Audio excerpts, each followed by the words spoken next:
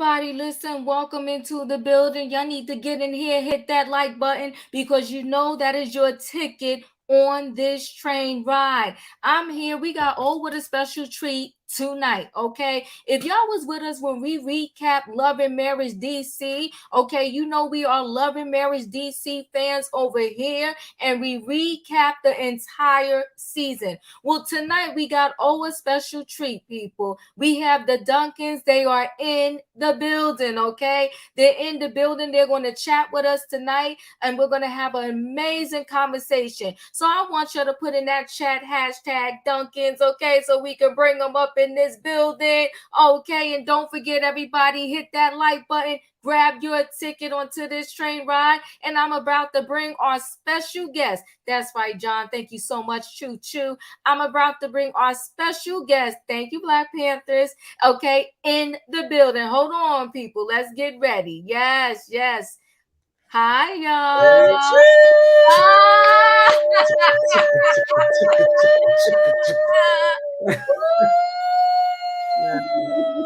It reminds me of Major Payne. You remember Major Payne? Yes, I do. I love that movie. Yes. He was crazy, okay? He was. Got in the closet and got rid of the ghost, okay? Yeah. Yes, I do. Listen, y'all. Welcome into the building, okay? They saying you're beautiful there. Thank you. Thank you. I appreciate it. Thank you. I do a lot. Okay. So listen, guys, I'm so glad that y'all are here. I'm so glad that y'all are the latest addition to Love and Marriage DC. We're really enjoying y'all too as a couple. We haven't got to see y'all much, but we saw enough to fall in love with you. So thank you for being here. Much appreciated. So you're welcome. So we'll get right into it. Is this y'all first time being on reality TV?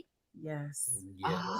This is our first time. Funny enough, though. And it has been a welcome into the world. Okay.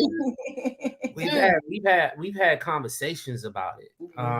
After our wedding, when the whole viral thing happened, we actually went to California and met with almost every network, if not every network, about reality. Yeah. We went to we were in boardrooms, literally in Hollywood and Los Angeles. We were there for about 2 weeks.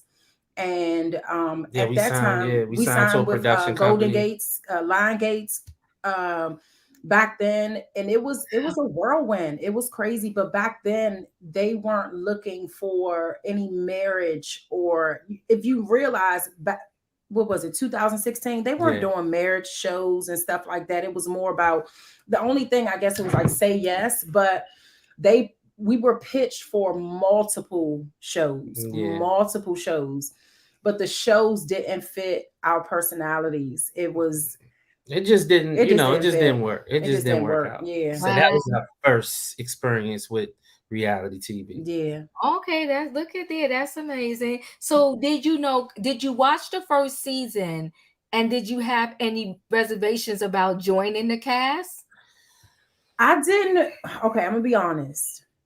I don't watch reality TV. I've never really watched it. The only things that I will watch is like stuff on Netflix, like The Circle, that type of stuff. Mm-hmm. My husband actually introduced me to the reality TV world. When I met him, he used to watch like Love and Hip Hop, that type of stuff. Okay. And I used to be like, why are you watching this show? I'm getting pissed off watching this show. I want to fight people. It's too much. Why are they treating each other like this? I hate it. And so I didn't watch it. And so when we got the call, I was like, oh my God, I probably need to watch this show. And so the producer that called me was like, watch the first episode, watch the middle episode, and watch the reunion. And I'm like, oh my goodness. But I had heard some things about the show because, of course, I knew Ashley very well. Okay. So I didn't know what would happen when we got on the show. I just knew that we would come on, Black and I, about accountability and healing. I just knew that we would bring that. I didn't know. Yeah, that it was going to be we didn't. Yeah, we didn't know. We didn't know. We were naive, to be honest with you. Yes. We thought that we was gonna come in and leave unscathed. But we still working on our wounds. I'm sure y'all are. I'm sure y'all are. You know, what's interesting, Sherrell, you said you didn't watch reality TV. So I wasn't a big watcher initially. Yeah. It's like my girlfriend told me about one show. She's like, you have to watch it. And then once you go down the rabbit hole, you're stuck. Like you're just swooned in and you start watching this one and that one and it gets crazy. It is. It is. It just happened to me the other day. Black and I went to Nashville to just like decompress. And we were in the hotel room and all I wanted to do was sleep. And you know how the hotel they got like the basic channels. We had our little Fire Stick thing, right? But we never hooked it up because we were so tired. But I started watching Real Housewives of New Jersey. Yeah. And I literally was like, yo, I cannot stop. This is so much drama and it's so good. Why do they hate each other so much? Who do I like? Who don't I? It was right. I literally had to turn it off. So I get it now. I get why people are so invested. Yes, yes. So now that you know what you know, are y'all glad that y'all joined the show?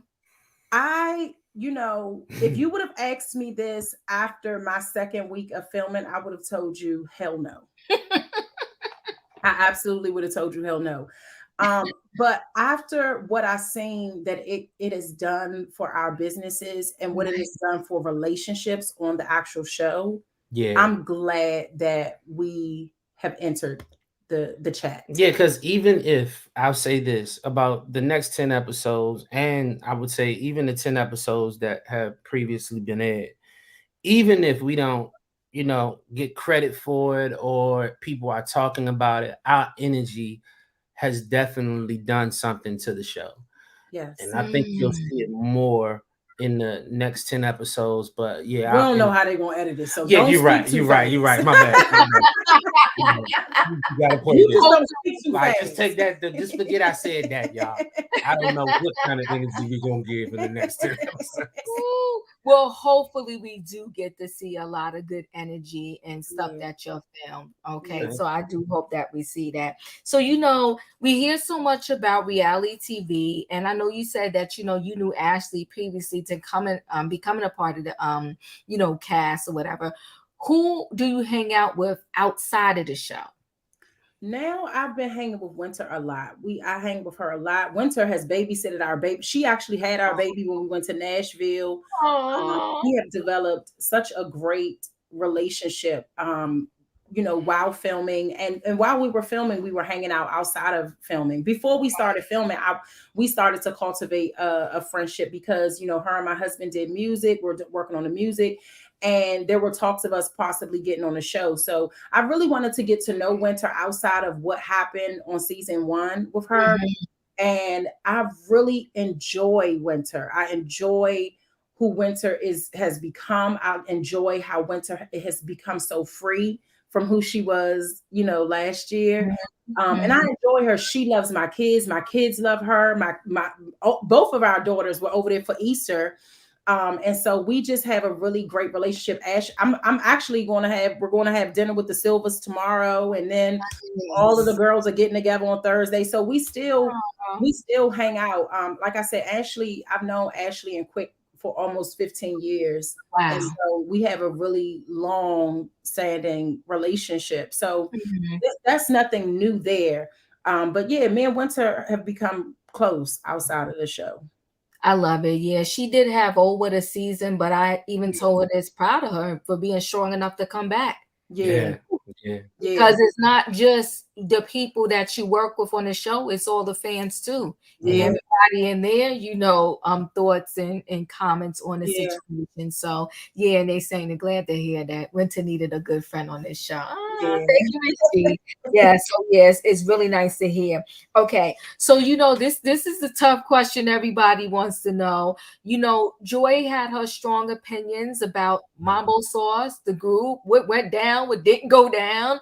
How did you feel, Sherrell, about how that played out, on the screen? And and Black, how do you feel about the whole situation also? I think it was whack. I think it was very whack. I think that there was a lot of hurt in that whole storyline and that whole narrative. I think that it could have been handled more maturely. I think it could have been handled in a better light, considering the history that Black and Joy has had, and also considering how we want to um, show how Black women treat each other. We have a platform to show how Black women treat each other. And I think how she labeled me as a side chick or whatever, I think that that was very low. I think that, she went on her own thoughts and opinions, but to say it, to actually say it, I thought that it was coming from a place of hurt. And I've always said that. I stand by that. And that's how I feel. It was like, my husband can speak for him, but I was hurt seeing that this narrative was created about him. And I've never heard anybody dislike my husband ever. Now, me, 50 chance that I'm disliked, okay? Right. It's a 50-50 chance that this person might get a little it may bit be high, 70-30, yeah, because of my lopsided. personality. I'm very bold and very Right. who I am and very confident in who I am, and it poses insecurities on people, and I get that, but for someone to say it about my husband, I was like, no, we can't have this. Yeah. We're not doing this, because this isn't true. Now, if there was a situation where Joy felt hurt by my husband, right? Because sometimes us as humans, we can hurt people and not even know that we've hurt them. Facts. We can trigger them and not even know we've triggered them, right? And so I think the mature thing to do would to go to that person and say, you know what? I'm hurt. And this is why I'm hurt. I'm not messing with you because of how you handled this situation. That's how I would have done it. So I just felt like it was just a whack way to handle it all. Yeah. As for me, it's just confusing for me. Everything that my wife says, I agree with too. I think that it's not even I know it comes from a place of pain.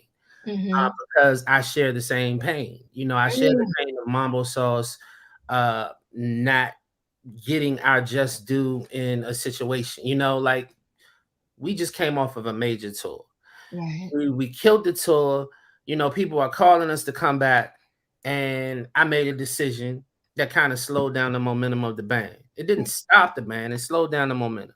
In hindsight, when I look back at it, like, that decision, I understand that decision had an impact, just like a rack of other decisions. But I do understand how that impacted us at that moment, and it pains me. I'm still hurt by it, but this is why I'm confused, because that happened in 2014, and we've had shows. We've been in the same vicinity. Wow. We've done like weekend tours, like all of this between 2014 and up until like 2021. Okay. In 2021, we had a performance in which we did something for CNN, and everything was cool. Everything was cool. I'm hugging her. Hey, what's up, Joy? Blah, blah, blah. 2 weeks later, we go to the Silver's house, and all of a sudden she is not speaking to me. Like, she's just walking past me. Now I'm confused because, I don't know what's wrong with you.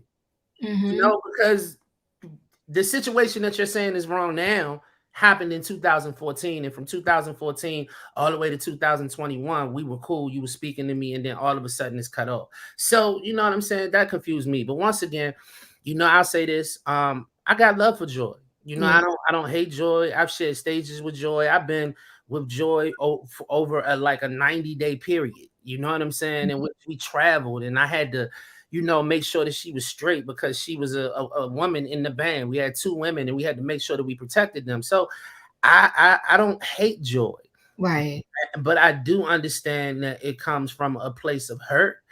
But I can say that I dislike Joy at this moment.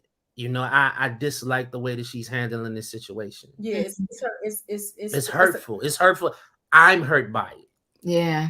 I can say it's a character flaw that it's kind of hard to see past. You know, and us. So I have a series called Dear Self Brunch, and it's about women. Wait, Sherrell, tell me the name of it again. It's called Dear Self Brunch. Dear Self Brunch. Okay, okay. And so with that, I I get women in a room to create a safe space to talk about your pain, your hurt, your trauma in a real upfront, vulnerable way. And so for me to be in that space, I'm like, yo, this is, I've never seen anything like it. I was very hurt for her. I had so much sympathy and empathy for her because I'm like, is this what we really doing? We on the show and this is how we going about this? This could have went any kind of way. If there was, if the goal was to bring forth drama, the drama could have been what's happening in the band, but not that my husband is a bad person, right, or shady or unethical. It could have been that, and it would have made for great TV because it would have been real. So I think it's dear self brunch. Dear self brunch. What is it? DEAR? Like dear, like you're like a sound like dear okay. me. Dear okay. Thank you for that. Roy, thank you everybody for the compliments. I appreciate y'all. Thank you. I put this wig and this hat on in about 10 minutes before we got on here. But you did it though. That's all that matters. Roy, if you out there, put that information. Yeah, okay, thank you, Roy. Dear Self Brunch, right? Yeah. That's it. Okay, that's wonderful. Okay, great. So I'll say this about this situation. I do hope that someday there could be a resolution. For many of the things that you're saying, Sherrell, it's like here we are getting an opportunity as Black females to show the world how we can interact together. Now, nobody's saying that it always got to be this kumbaya moment, right. But to say something on that level about someone else's husband, and that narrative is out there, and that person's husband has a business and is in the entertainment field, that's a strong accusation to put out there. And I think it was, in the moment, very reckless to do that. Especially if you're telling me that y'all had situations where y'all came back together as a group in performances. It's not even just situations. There was years of time together from 14. That's what she's saying. Yeah, that's a long time, So it's not just like one, like we had a show in 2015, then we had another one in 2017. No, we were in the studio making music. We were doing all of this. Yeah. So, but for me, I think, I know that we can, I don't have a problem with getting to a place of, being cordial. Right. But I think beyond that would take some praying, because you getting on dangerous territory. You never know what somebody will say out of hurt, if someone shows you who they are, believe it. Yeah. Well, that's facts right there. Wow. Okay. I can't. What am I going to do with that? That's facts right there. I got the impression when the show was playing out that y'all didn't speak after that tour. Like it was a wrap. No. We would have never known that y'all did other gigs, so to speak, after that. The way I got it from the show was that happened after that tour. It was a major breakdown, and y'all kind of never spoke again, and the group was never together again. No. I still perform to this day. They just had a performance in 21 for CNN. And then after that, it's just Mambo Sauce has never really retired. We just took long pauses. Yeah. We never said we're done, but we just took long pauses. But it is what it is. I was about to say it is what it is. Yeah. That's why y'all together. Okay. Has it impacted the other members in the group? The other members in the group, I don't want to speak for them too much, right? But they're definitely surprised. Okay. They're definitely surprised by what is happening. She communicates with maybe one or two. I don't know if she's communicated with them since the show started, but they're definitely surprised. They're definitely surprised, and a little. I don't want to say upset. Disappointed. That's the word. That's the word. We're gonna use that word. We'll use disappointed. Yeah, because we could have used this platform to rebirth Mambo.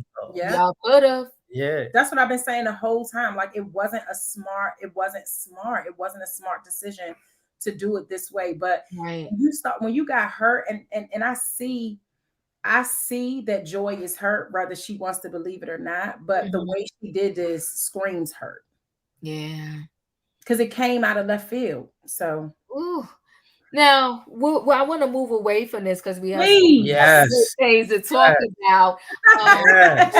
But you talking about I know. Short story.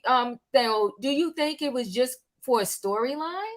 I do. I think that her hurt was like, you know what? See, this is a storyline. That's what I think. But this is the thing, though.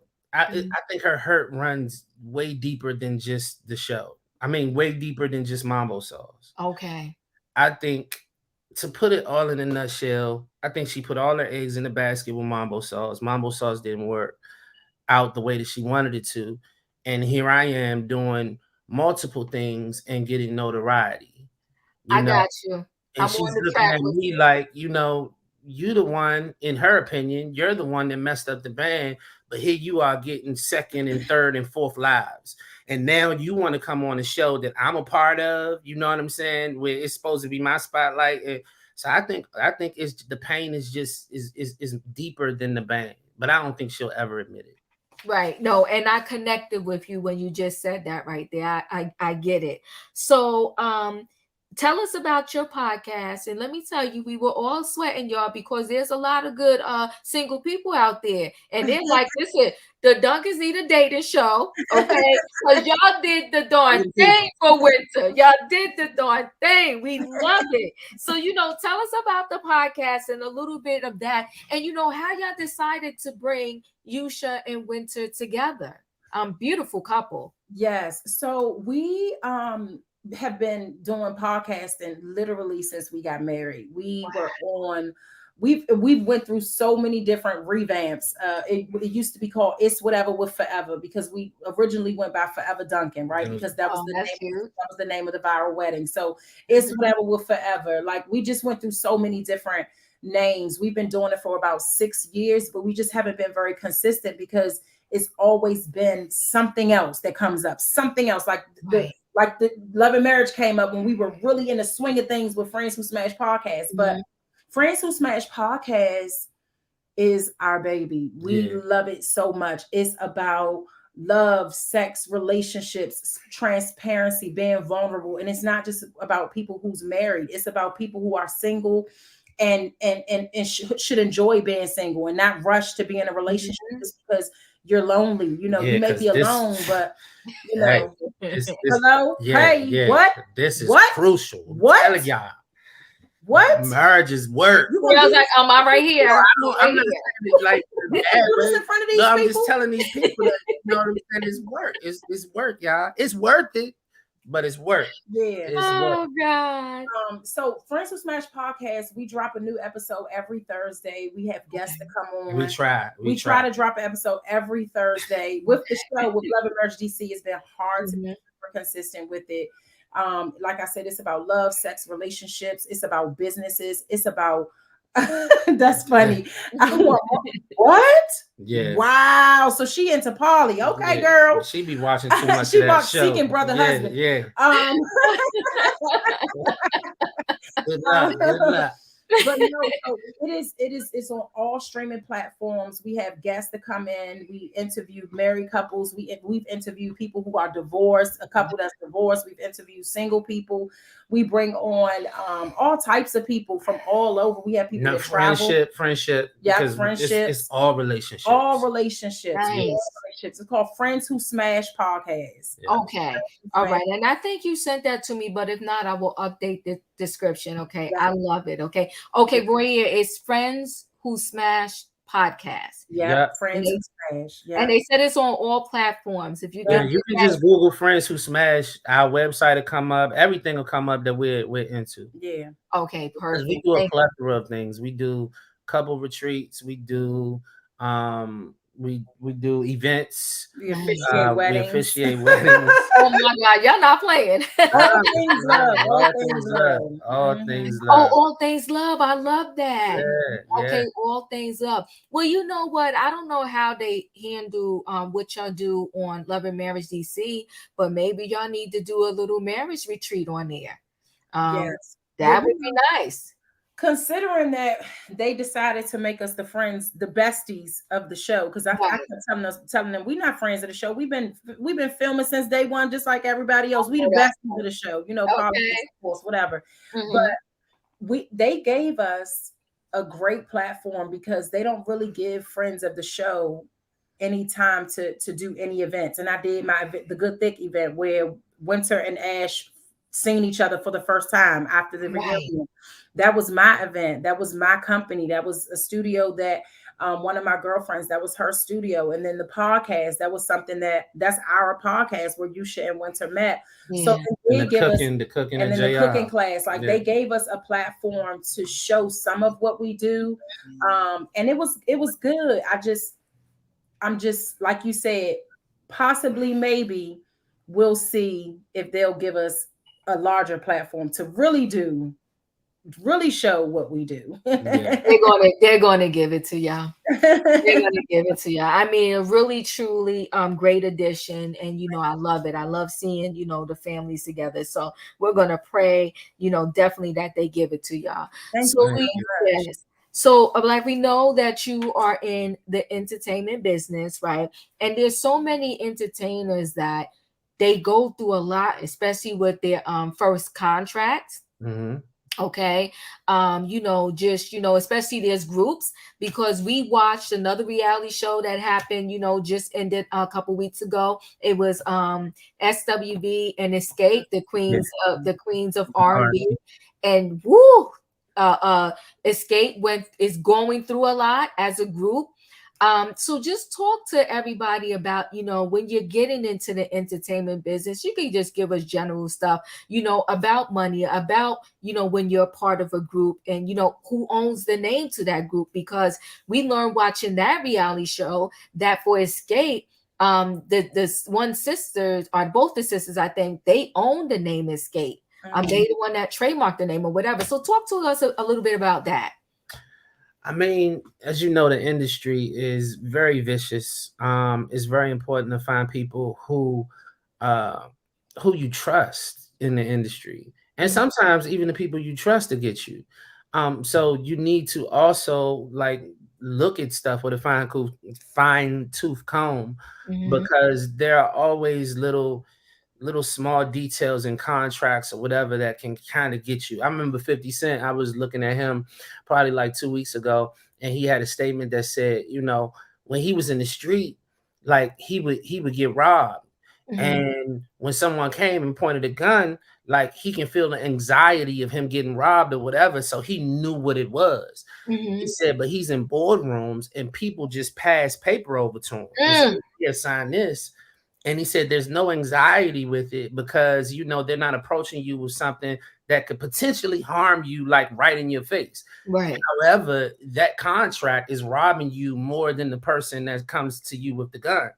And Woo. it was like he's good with the gun part because he understands the threat, and he can then attack the threat, or he knows how to deal with the threat. But Mhm. in the boardroom, it's kind of difficult because the people who are threatening him, first of all, they don't want to show aggression, and whenever ever that happens, they bring in lawyers. So it like that in a nutshell is like the industry. So you Mhm. definitely have to find people who you trust. You have to believe in what you do as well, because a lot of people take deals because they feel like this is the only opportunity that they Mm. and the industry can play that against you and Mhm. be like, hey, look, if you don't do this, you're gonna be doing this for blah blah blah years and nothing's gonna happen. Well, if your music was good enough or what you do was good enough to gain the interest of one ear, then please believe that there are hundreds of other ears that are listening, and Yes. you're gonna get better. Yeah. So betting on you is also important. And now in this day and age, like you don't really need a record label, any of that. A record label or a record deal is all it is a loan with the worst rates in the world. Woo! That's all it I is. hope you're catching that if you're in the entertainment business. You said The mouthful. record Good label is gosh. nothing but a bank that gives you a loan that has the worst rates you could ever imagine. Wow. Ever. So I mean, you wouldn't go get a loan from a record label to buy your house.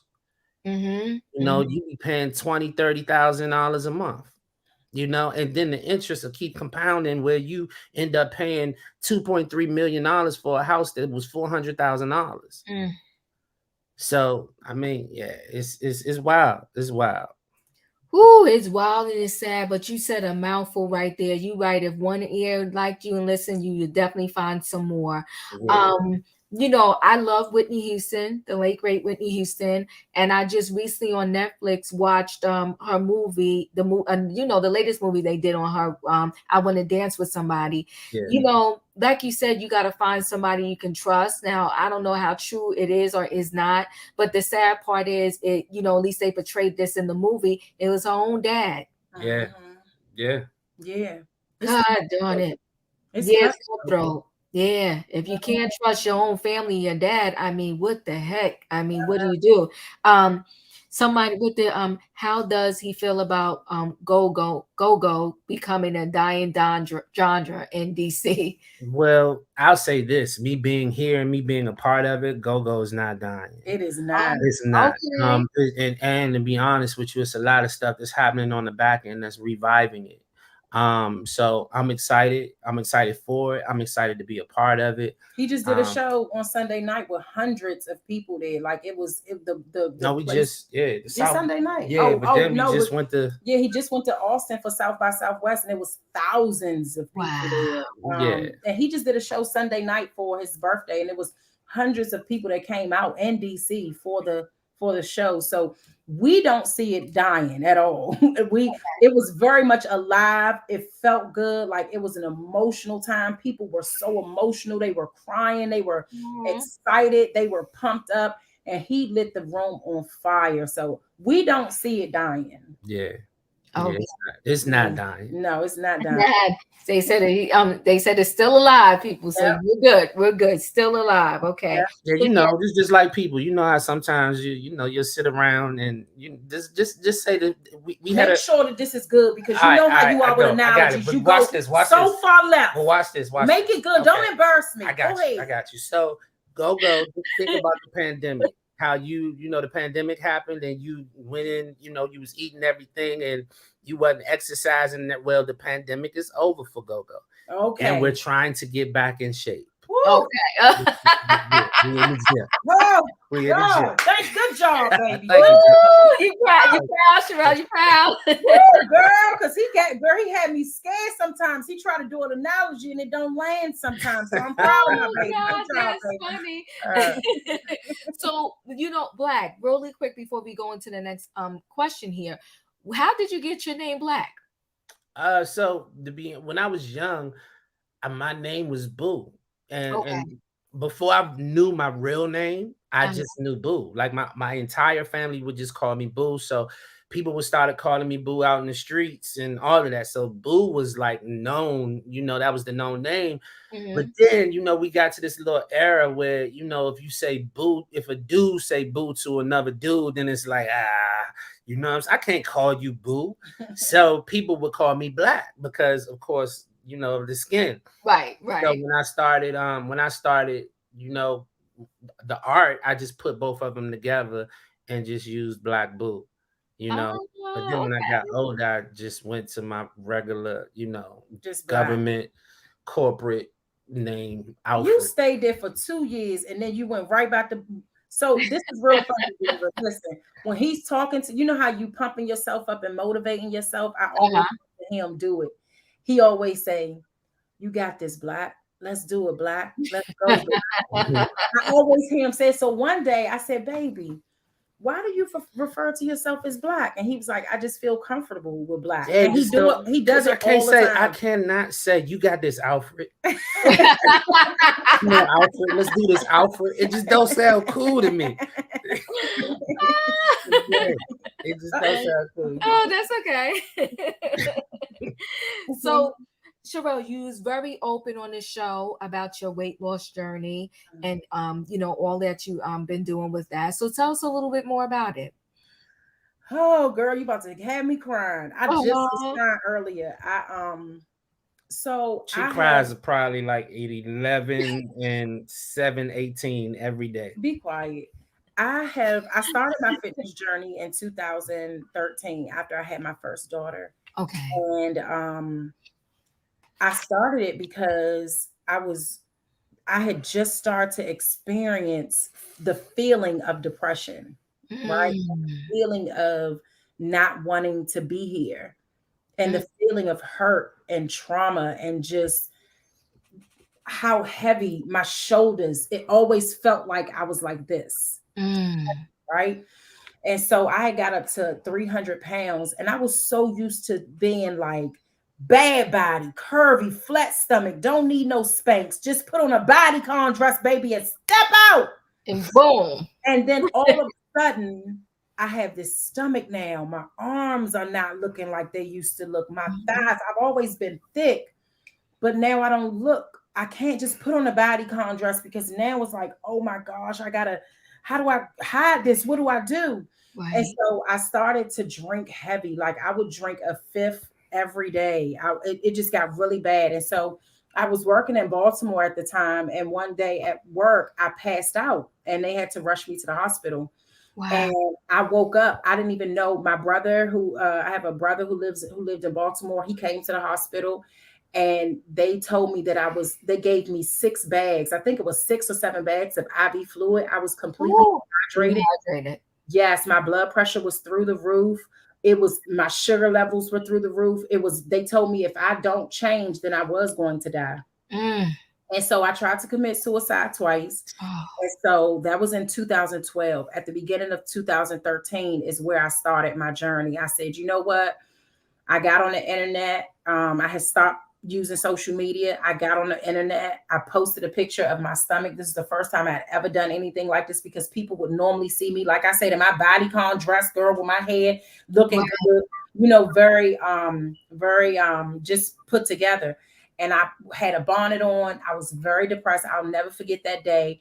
I had my stomach hanging out over my pants. And I just was like, I'm dedicating my life to God and dedicating myself to me. And so let me finish telling my story. So I started working out.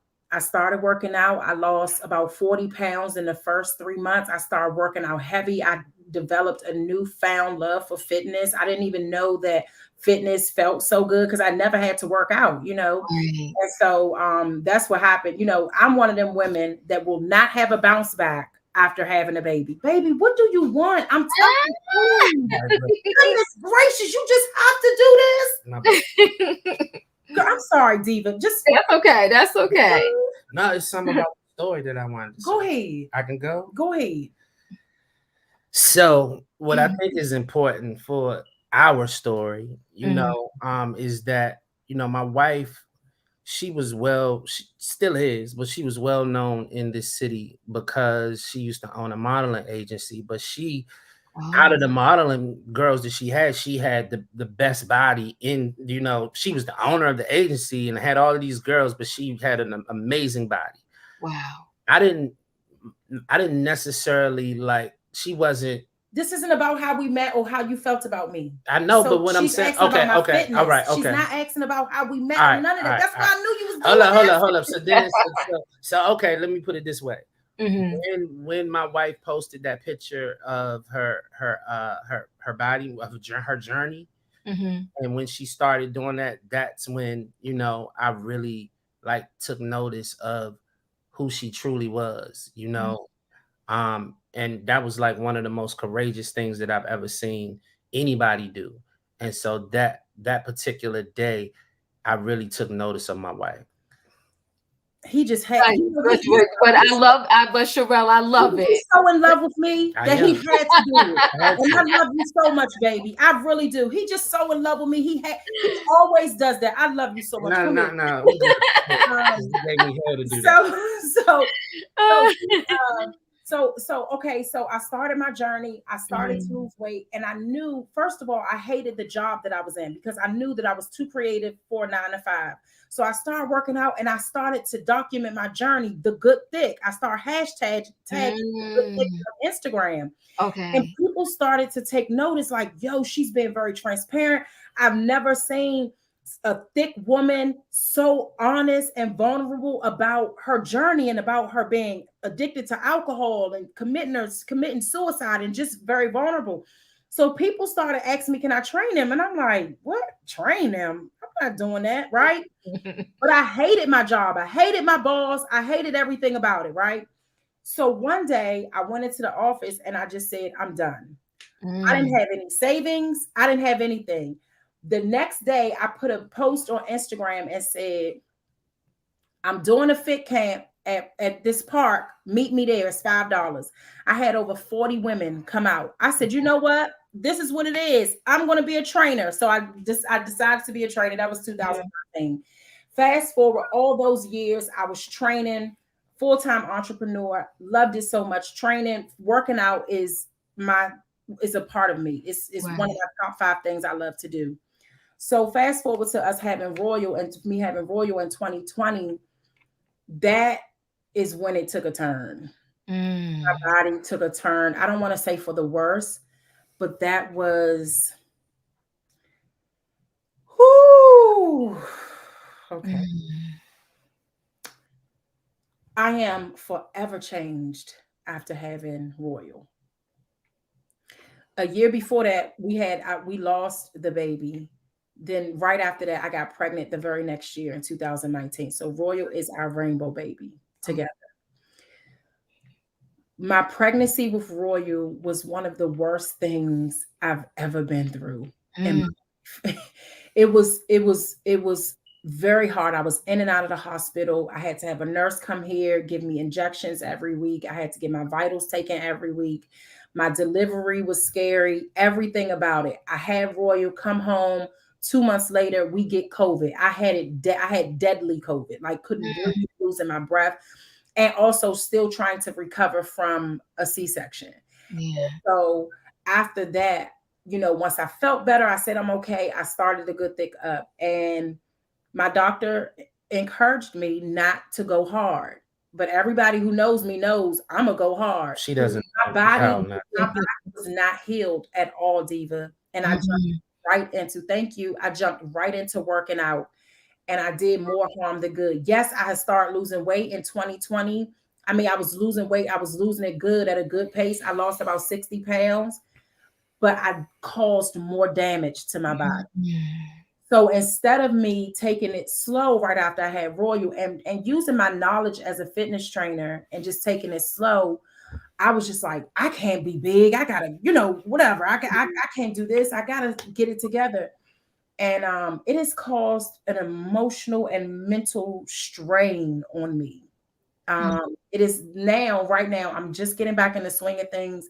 I am now one of my favorite clients. I used to love having clients like me. And just was like, I'm at my wit's end. I'm tired. I can't, everything hurts. How do I get back? And I always would tell them, we're going to take this slow. And they hate hearing it. I hate hearing it when I say it. But for once in my life, I am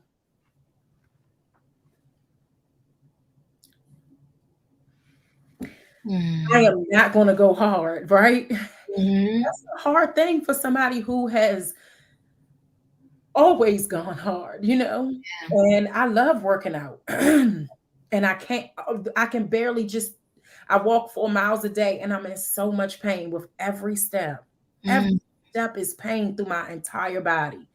But I know I got to keep going. And so that's that's me going modified, right? Taking it slow.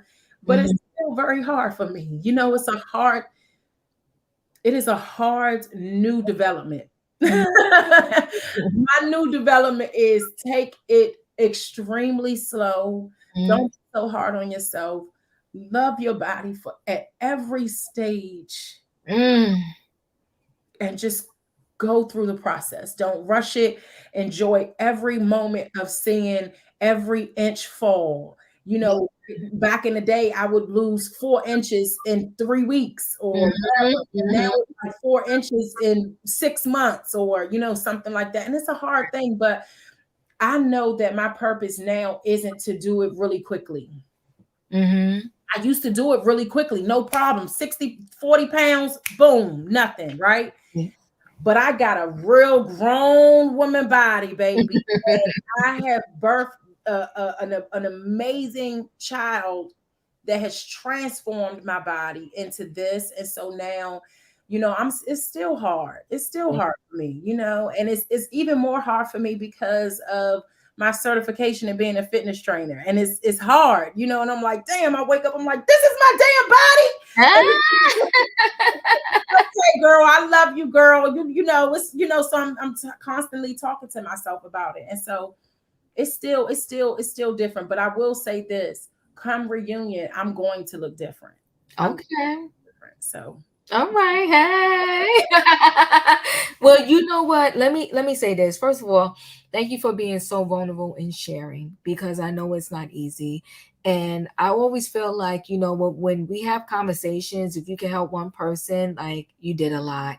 And I think, just again, I'm hoping that on the show, more of what we heard from you here can happen on the show, because it's like there's so many people out there. Yeah, that's right. Encouragement. Like, it's so many people out there that they're going through similar things or maybe the same thing. And you sometimes you think you're alone. And to hear someone that you admire and you see and it looks so confident. I mean, to me, like, when I see you on the show, all I see is this amazing confidence, and I really love it. Like, I love it. I love you for coming up, showing, being you. I think it's amazing. And I think that a lot of people, like, we go through similar things. I'm so glad you're still here. I'll say that. I'm so glad that, that spirit didn't overtake you. Me too. You're right. That's right. Lord, That's right. Yeah, amazing. And so I'm praying that, you take your journey slow. And that, it's all gonna happen for you. And Miss G said you are an inspiration. Thank you so much. I hope, I love hearing that I'm an inspiration, but I love to see that people have transformed from me inspiring them. Being an inspiration is cool, but I feel like it's only surface for me. Once I see that inspiration has taken stride in people's lives and they start to change. I love when people say, you inspired me and now look, but I hear a lot of people say, you inspired me, girl. I'm gonna work on it. And then no, girl, I'm inspiring you. Take the step, take the leap. Let's do this. And so that's my ultimate goal. My husband knows that my biggest thing, people always say, what is your goal? What is your goal with your businesses? In all our businesses, it's always transformation. It's always transformation, healing and transformation. That keeps me going. Like, it really keeps me going, knowing that people are inspired, but they're also working. Yeah. Sometimes we get delayed inspiration. You know what? Because sometimes you hear something and later on you wake up when you're ready. And then you circle back to that person that inspired you. I'm all for that too. That's what I'm talking about. I don't care if it's delayed or not. I just want them to work. I want them to work. You know what I'm saying? So I appreciate everyone who's saying I'm an inspiration, and I pray that my inspiration leads you to do whatever it is that you want to do. Leave that dude that you ain't supposed to be with. I seen somebody said they put some brownies in the oven. Child, eat that brownie, then tomorrow make you a smoothie, take your little walk. Look, I'm not here to judge. I'm just here to just tell my story. That's it. That's it.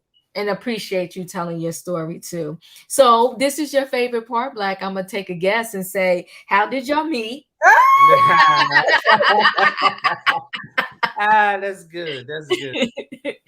So me and my wife have we've been we've been prominent in this area for a while. Of course, me with Mambo Sauce, and then her with her modeling agency, and so the city knew us, and we knew of each other.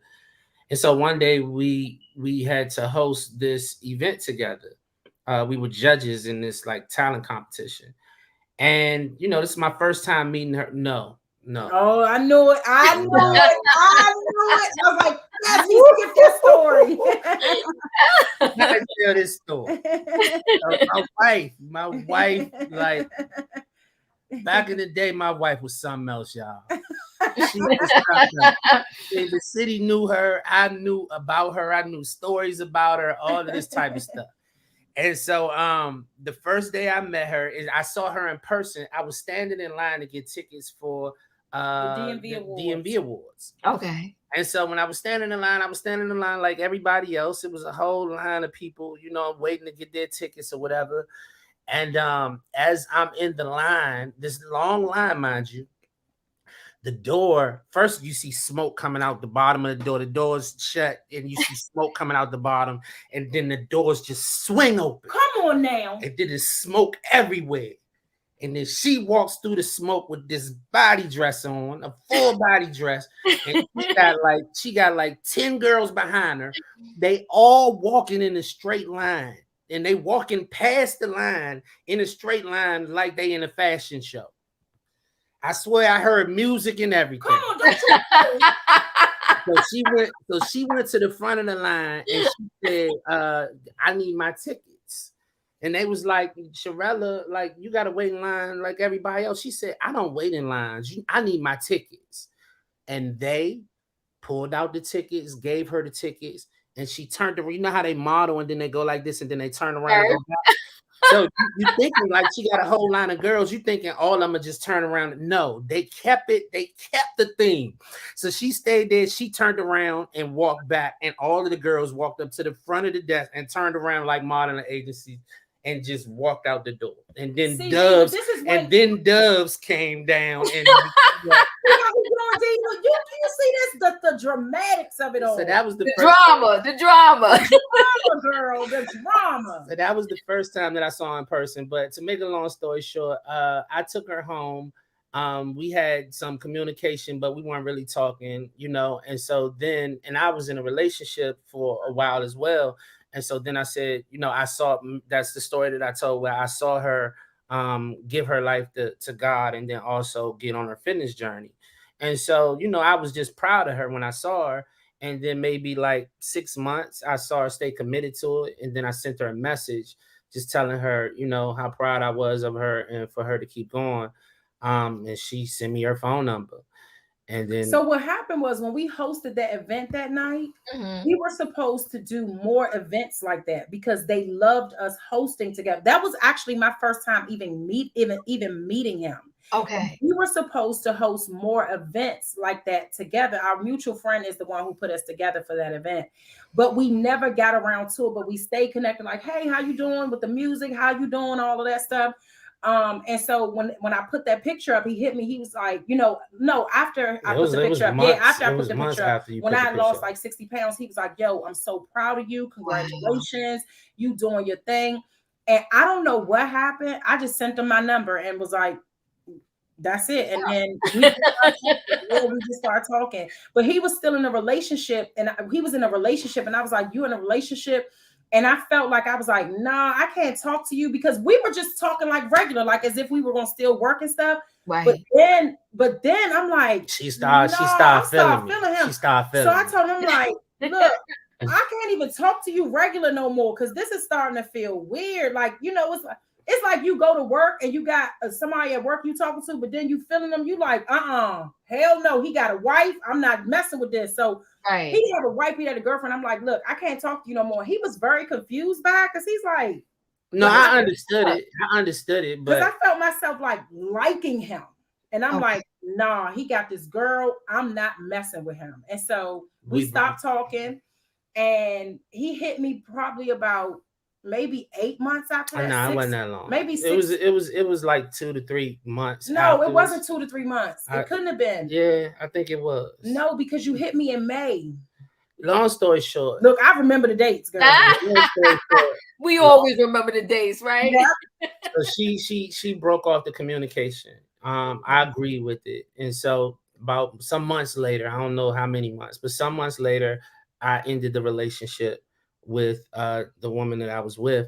And so I then hit her up and we started talking. However, the thing was, I told her that I was doing some healing myself. I was on like a self journey. And it was just certain ways that I wanted to move that I haven't moved like before. Like, girl, he told me he did not want to have sex with me. Yeah. I said, ain't no man ever tell me they don't want to have sex with me. 4 months, Diva. 4 months. We had started dating, and we were dating for like, well, in my mind, we were dating. He just felt like we were just chilling. But in my mind, we dating. So we were dating for 4 months, and we would spend the night over each other's house, and he would not try to touch me until one night he spent the night over my house. I said, "This is it. I'm done." and I'm still debating on if I'm a foul charge.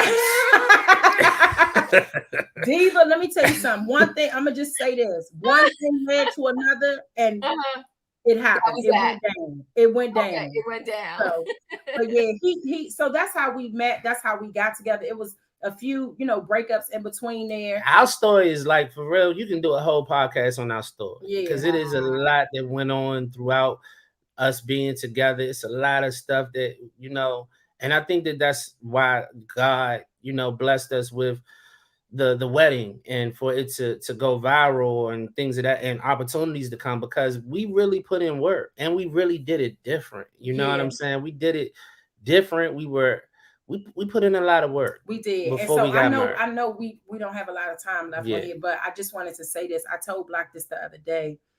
I told him, in we were going into our 5th year of marriage, and that was one of our toughest years. And I was thinking about leaving him.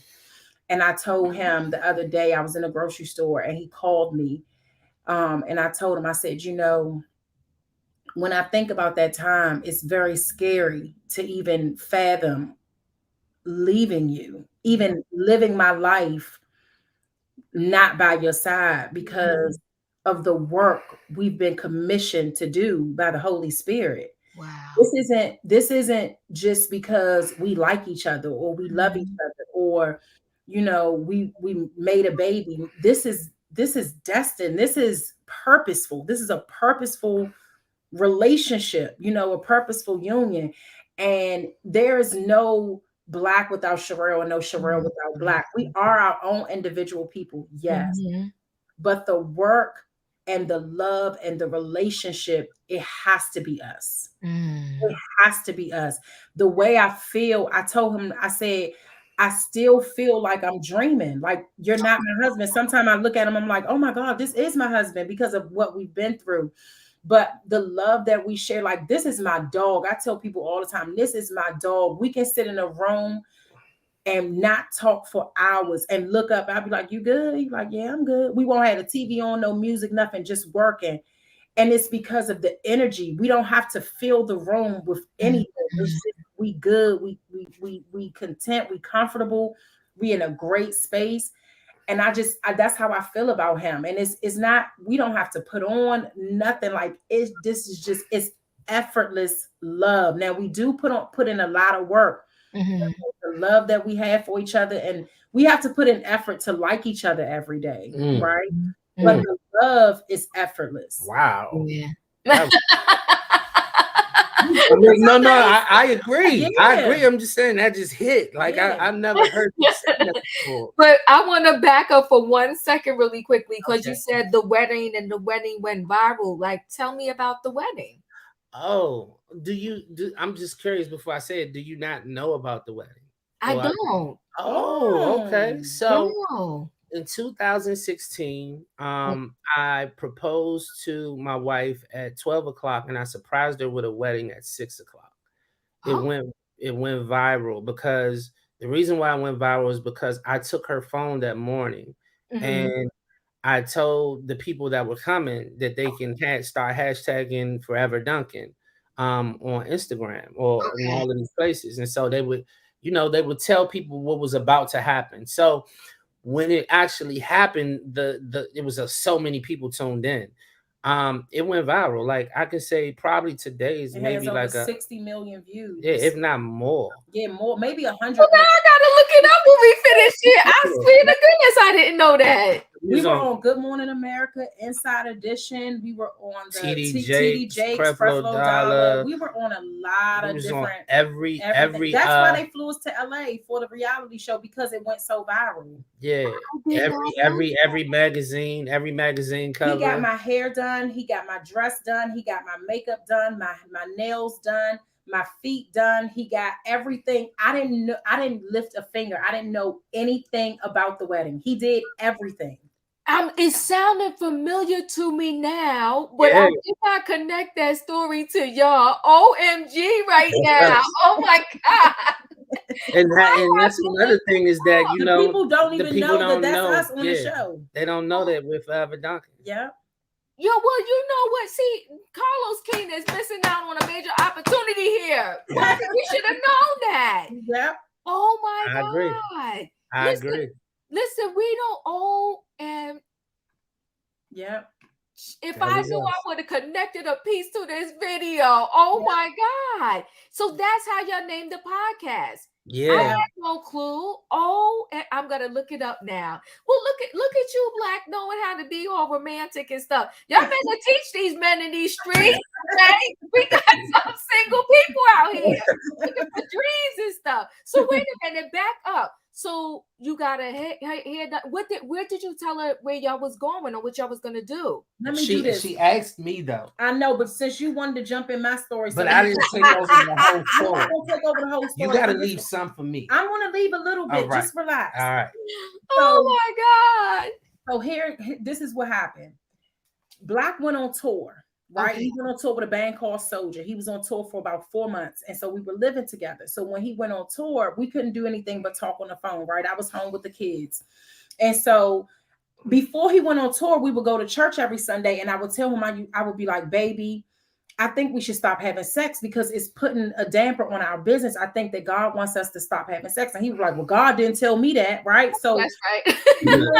He didn't tell me that at all. He went on tour, and when he went on tour, he said, "Baby, I want to do what you've been asking me. I think that we should go to the premarital classes at church, and I think that we should stop having sex when I come home." And this was in 2015. Okay. And I said, "Oh," like when he said that, I was like, "Oh my God," that felt like I was getting proposed to. Okay. When he came home in December. We smashed until January. When January of 2016, we completely stopped smashing, right? We stopped having sex. We were sleeping in the same bed. It was the hardest times of my life, emotionally, mentally, physically, everything. So in September, y'all know, if anybody know, I am serious about my nails. I do not play about my nails. I get my nails done every week, every 2 weeks, whatever. Okay. In September, he said, "Baby, I want to." Okay, go ahead. I can take over. Go ahead. Okay. Wait. Okay. All right. In September, I called the girl who made my dress, and I said, "I want to do. I know Black is going to propose to me soon. Hold on. I know Black is going to propose to me soon. This is me just saying this, right? Mm-hmm. I know Black is going to propose to me soon." So I want to get us matching outfits because we're going to go to the Justice of the Peace. This is what I said to her. All right, go ahead. Take over now. So he didn't notice. Keep that in mind, Eva.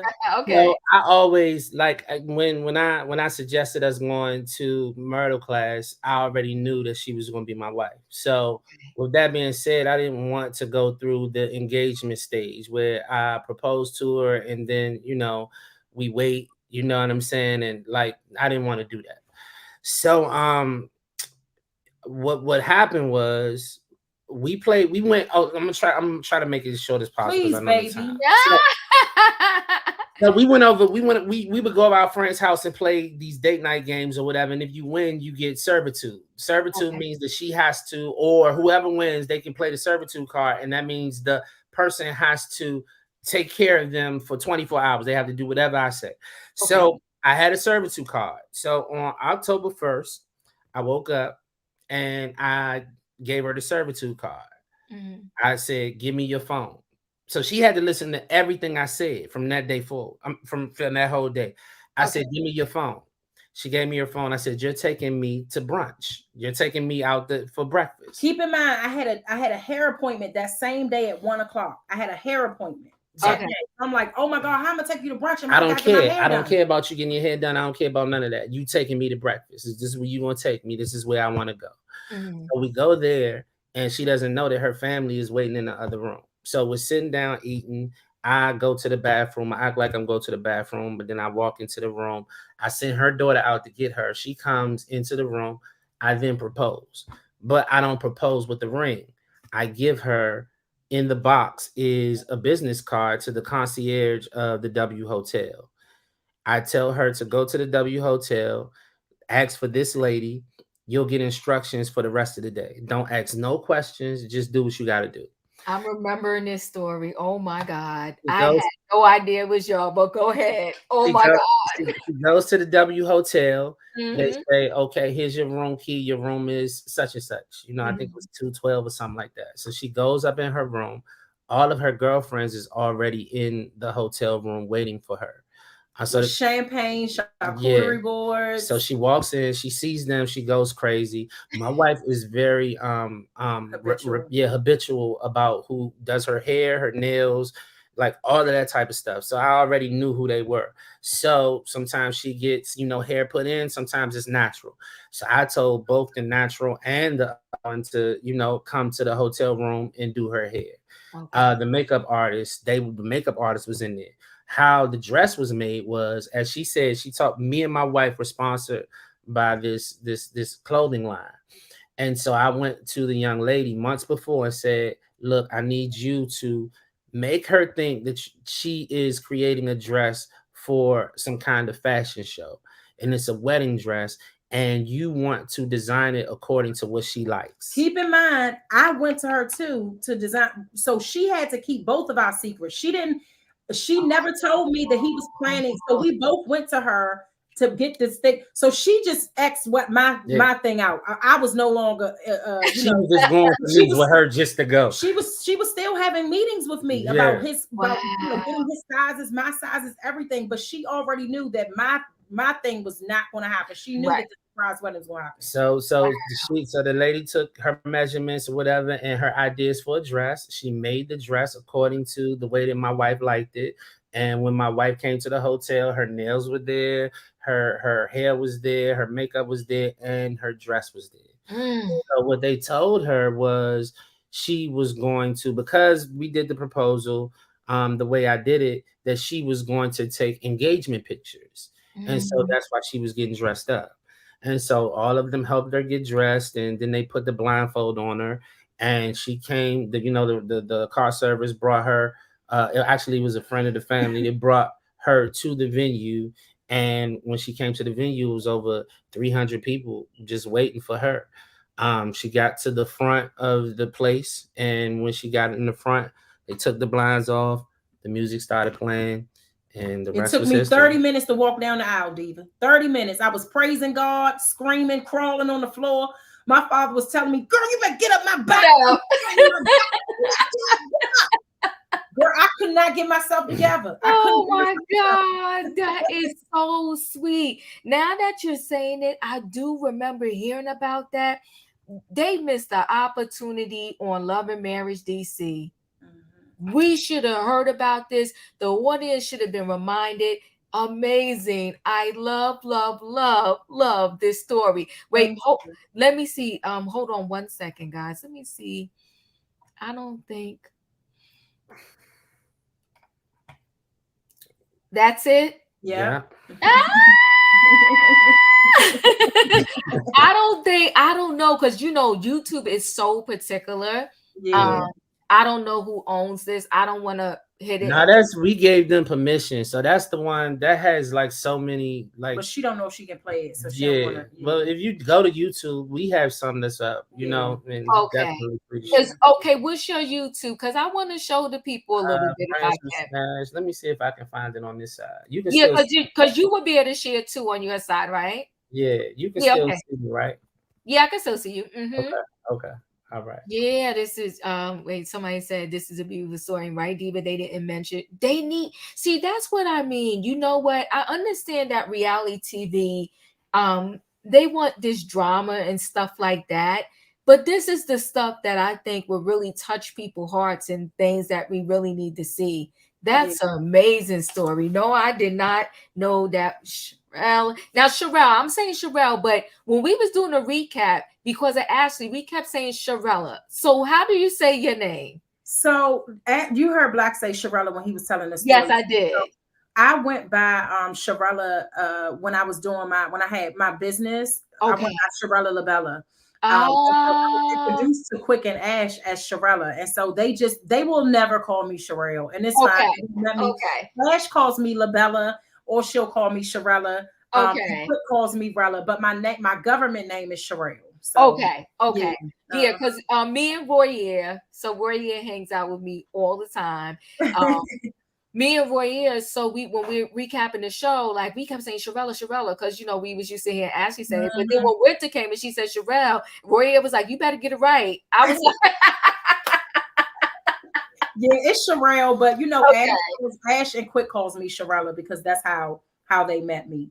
How do we? Do you have a presenter in there? I put it in the private chat so that you can post it because it won't let me post it on this. It won't. Let me see. Let me go to the private chat and see if I could do it. Oh, wait. Okay, wait. I'm not. Hold on 1 second. I have to. Okay. I gotta copy it and paste it. Open the link. Let me do that. Okay, hold on, guys, because I want y'all to see this. Let me see where it came up at.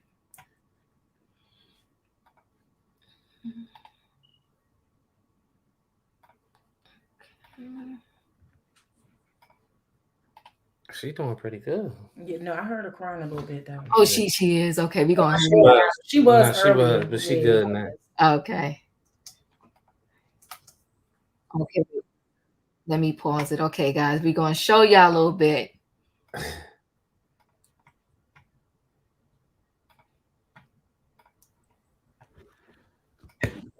I want you to go get your mommy and run her in. Okay? Don't say nothing to her. Don't tell her what's going on. Just tell her that you want to.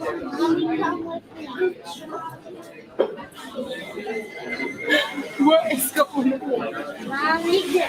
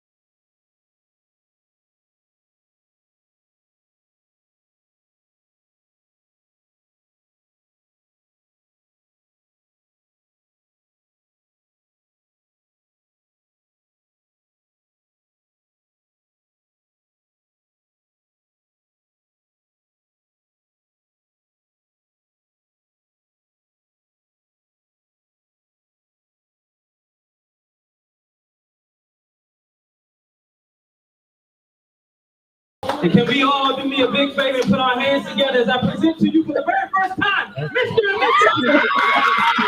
Oh no!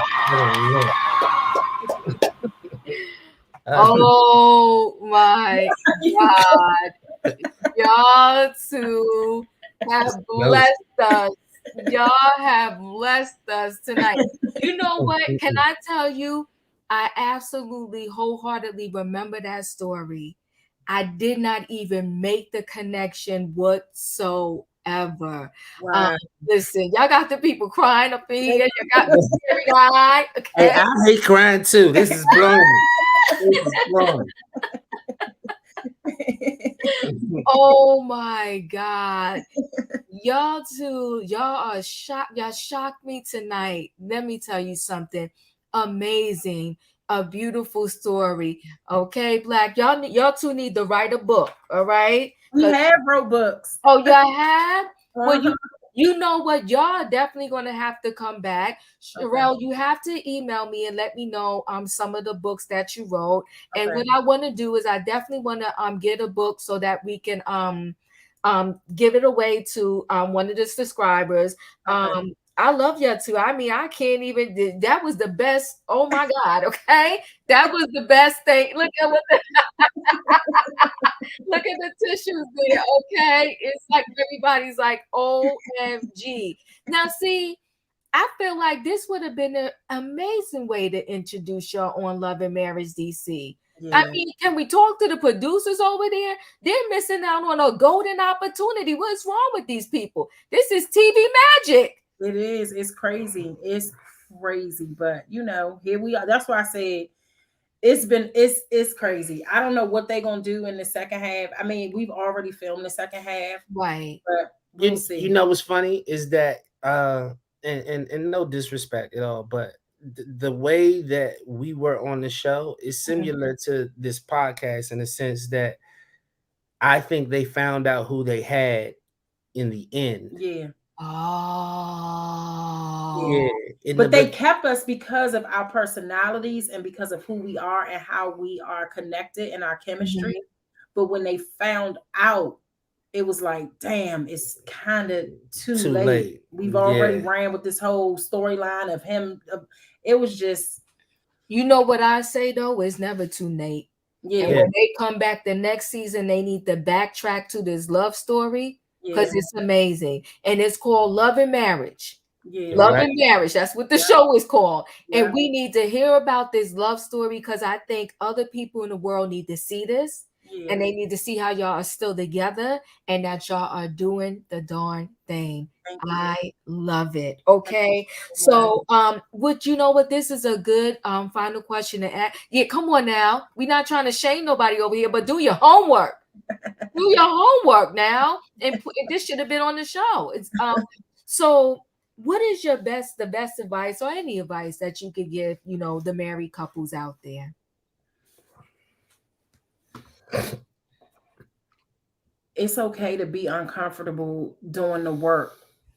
Black and I, when we first got married, Black used to videotape me when we would talk because my body language was terrible. I was so broken. We both were. We both came into the relationship very broken and very hurt from our past relationships. And so when Black would talk to me, I didn't realize I had a different kind of man, right? I didn't have the man that this wasn't like any other man I'd had in the past. So he would videotape me and he would show my body language. And he'd be talking, I'd be like I'd be doing all this like the whole time while he's talking, watching it was embarrassing. And so be uncomfortable with healing through it, right? And actually doing the work. The reward is far greater than you staying in a comfortable space and being right. Yes. Because a lot of times we aren't right. We are just broken and hurt, and my ego is taking over an opportunity for you to be uncomfortable and to be in a healing space. Yeah. I know you said one word, but it's so much to that. I'll just leave it at that. So I'll just say, just be it's okay to be uncomfortable while you're healing, even if you're doing it with your spouse. And I think her message is geared towards everybody, but of course, her being a woman, she can relate from that perspective. As far as men, one thing that I've learned is that you need to be the thermostat and not the temperature. I think a lot of times in my previous relationships or prior to this, I would respond according to the response I got versus trying to be an example of how communication should be or how grace should be, just certain things. And so in this relationship, I try my best to remain the thermostat, because another thing is that, I feel like I'm a good guy. I feel like I'm a good dude, right? But I can say that, I've damaged some women, in the past. And I think that if we're honest, as far as men goes, all of us have contributed to the trauma that a woman, goes through, and also how she responds through that trauma. So if we're responsible for that, then we also have to be cognizant and be a helpmate in the healing of that as well. And an extreme amount of grace needs to go out towards that. So in conclusion, own your mess and fix it. Yeah. Wait, own your mess and what you said? What did you say? Own your mess and fix it. Whatever that looks like, whether it seeking wise counsel, whether it's like having a spiritual mentor, but you have to own your mess and you have to fix it. It's no other way to heal.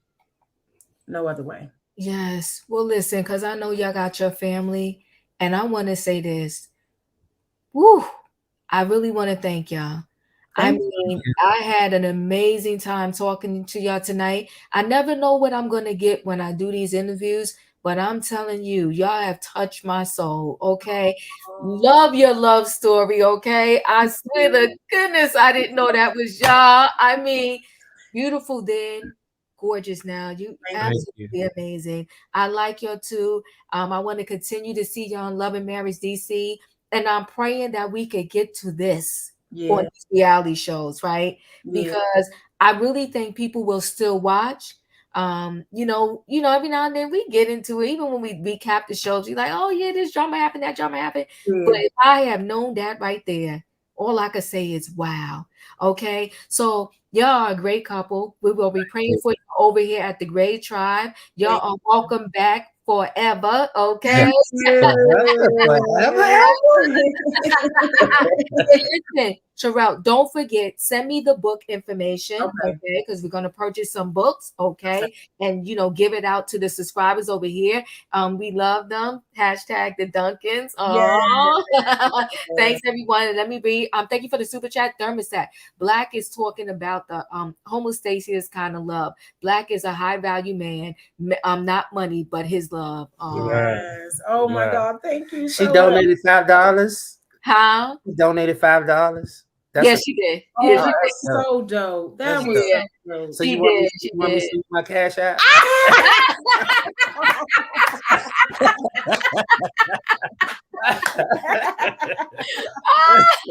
Wait, Black Panther says yes, Steve. Yes, thank you, Diva, for inviting them, and thank you, Mr. and Mrs. Duncan, for gracing us with your presence. Thank y'all so truly much. feel that way. Truly feel that way. And thank you, Black, for sharing the video, helping me show everybody that video. No problem. Do remember your story. Amazing. And I'm like, wow. So you know what? We can't wait to see how Winter's love story plays out also.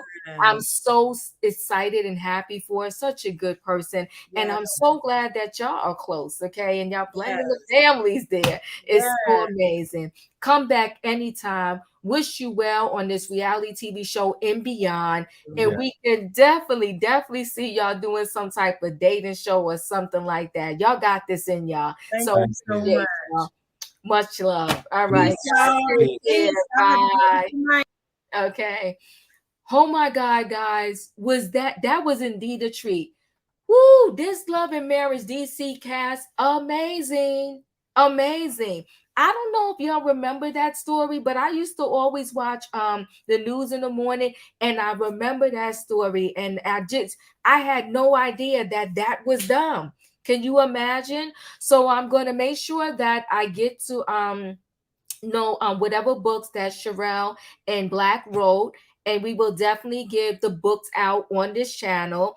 Oh, Black Panthers, I appreciate you. Thank you so much. I really, and you know what? While we at another great interview, I really love you guys. I mean, thank you so much for coming through and hanging out with me, and thank you so much for being willing to get to know the couples outside of the reality TV show. Could you ever have imagined from watching Love and Marriage DC that this is the Duncans?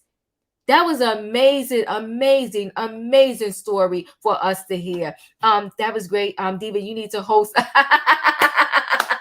Listen, I love the host, okay? We get down to the good stuff. But I love you guys. Thank you so much for being here with me tonight. We will be doing trending topics tomorrow. Also, Roy and I, we're going to recap Dear Mama, the Tupac docuseries for y'all. And then we have our our podcast that Ray and I are doing. We'll be doing that on Friday. So we got some good stuff coming up for y'all to see, this week, the rest of this week. But other than that, guys, thanks for hanging out with me. And the Duncans, they blessed us tonight. And they gave us a lot of good tips, okay? They are gems. All right. So listen, guys, hit that like button if you didn't hit it on the way in, hit it on the way out, okay? If you're not a subscriber, subscribe. And I will definitely see y'all in the next video. Thanks for watching. Bye, guys.